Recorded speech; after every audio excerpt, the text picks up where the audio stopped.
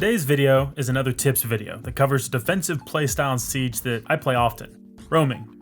I'm gonna cover a super basic defense strategy, define two types of roamers, lay out the goal of roaming, and finally a list of tips to help you improve your roam game. First, and I want to make this quick, but I've been so encouraged by the support since my last video, 10 tips to winning your gunfights. Before posting that video, I'd been at 24 subscribers for a few weeks, and after posting the video, I'm currently at about 117 as of this script writing. I know it's not like 1,000 subscribers or something, but my wife and I were watching the subscriber count throughout the day, and we were like, seriously? Look right there. Look at that. Are those donations? Yes. Oh, look. Yes! Yes!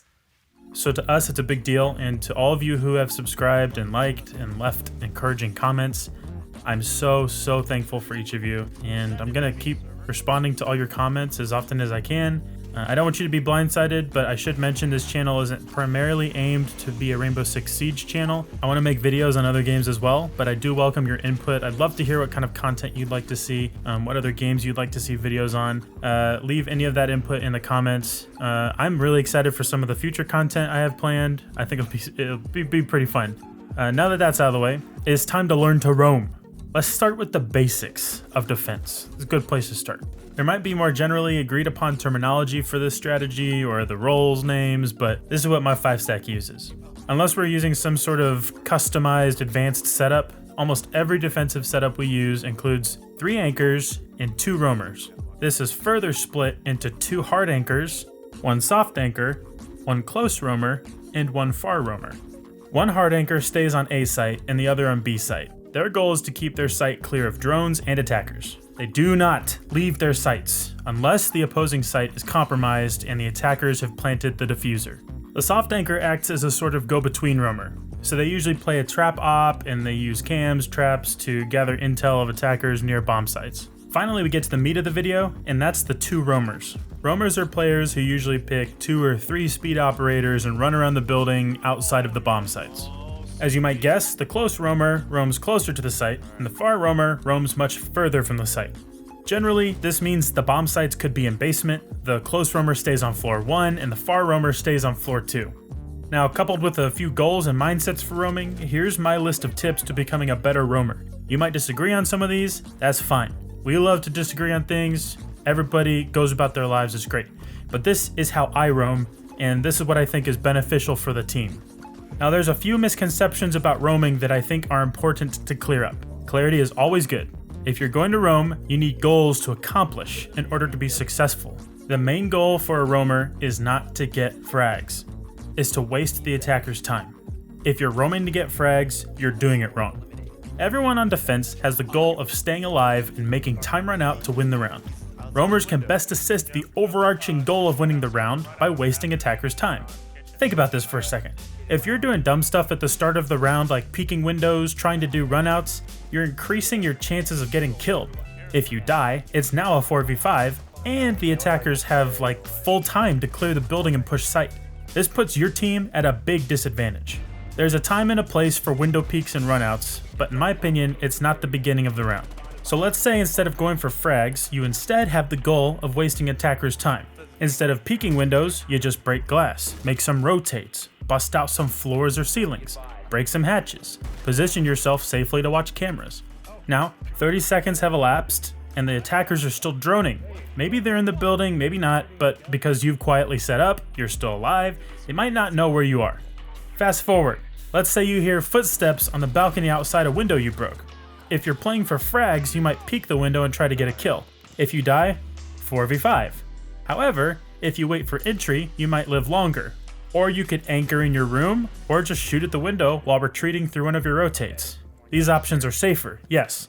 They might mean your KD will drop, yes. But at the end of the day, the win rate is what matters. It relieves pressure from your anchors and it helps your team.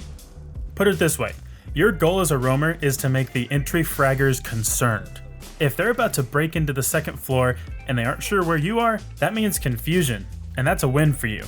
If you force attackers to waste their time and be forced to breach a room they haven't had the opportunity to fully drone, Because you're tossing impacts, killing drones, repositioning, occasionally firing shots in their general direction, you are controlling their push, and that makes people concerned. The place where this stands out the most to me is when I'm attacking a bedroom on Villa. If we haven't been able to breach the closet because our drones are getting shot and I keep hearing footsteps inside, that makes me concerned. It makes me want to push from a new direction. It wastes my time. That's a good roamer inside the building because I'm concerned. Once the attackers push you, however, and you can't safely rotate away, you can't waste time anymore. This is now the time where you get to play for frags.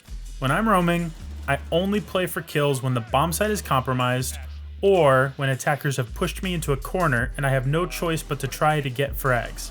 If you've seen my video on winning gunfights, use those tips to win your gunfights as a roamer. Sometimes attackers get into the building faster than you thought, and your best bet is to try to win your 2v1 before they collapse on you. Game sense is going to tell you when to switch from time wasting to getting frags. If your teammates get wiped and you're still on the opposite side of the building waiting for attackers, you're doing it wrong. First of all, pick a better place to roam. And second, next time pay more attention. Usually when I see 2 of my teammates or 2 enemies die, I immediately retreat back to site. Whether it's 3v5 for either team, playing site at that point and getting more teammates around the objective is always a good idea. Of course, as you retreat, keep your gun at head level and be ready to catch attackers as they're reorganizing themselves. This one is going to come with time, but when roaming, it's good to know where attackers are most likely to enter the building from. For example, when defending CEO and bank, attackers are probably sending people on the wall near jewelry spawn, maybe some through open area. It's kind of a grab bag, but try to pay attention to the attackers, and over the course of the game, try to learn and anticipate where they're going to push from. This one should be obvious, but another huge goal as a roamer is to make good callouts. If you hear a window break, catch a glimpse of an attacking operator, tell your team. Don't ignore your comms. Anchors are relying on roamers for longer range communication. If you see 2 attackers and the other roamer sees 2 attackers, your anchors know there's only 1 guy left somewhere on the map. That gives them a little more peace of mind and it gives them great intel. Once 10 to 15 seconds have passed after the attackers spawn, you should assume attackers are inside the building. Even if you have incredible angles and smart comms, you cannot cover every entry into the building. I'm sure you can relate, but the second I let my guard down and don't check an angle I thought was safe, I'm dead. You can counter this by being obnoxious about assuming your enemies are already near you. Recheck the corners in the room you were just in 30 seconds ago. Assume Nook is being played. Assume Ash broke in through the basement. Assume Amaru might jump up a hatch. If you start playing with this mindset, you will find yourself getting more frags, being more cautious, and not dying so often. You should be pre-ADSing before peeking long hallways as you roam the building. You might not be ready for the attackers, but they might be ready for you. A common tactic for roaming is to watch common entry rooms from the adjoining rooms. To make this strategy safer, put punch holes at head level and put bullet holes at crouch or prone level. Attackers will fire on the obvious punch hole, giving you plenty of time to shoot their precious toes. And finally, think outside the box. One of my favorite things about Siege is how much of a sandbox it can be. Don't be afraid of taking a shotgun with you while roaming to break stuff and make creative plays. Break furniture to get a deeper angle inside a room. Make rotates through rooms for fast retreat and surprise pushes. Use your impacts to make weird angles attackers won't suspect. Reinforce a random wall or barricade a random doorway to make attackers concerned. Use your shield at the end of a hallway, but put a rotate in front of it to surprise the attackers as they push the shield. There are countless ways you can do weird things to throw off the attackers, and each of those will waste their time. Okay, that's it. If you like this content, please like and subscribe.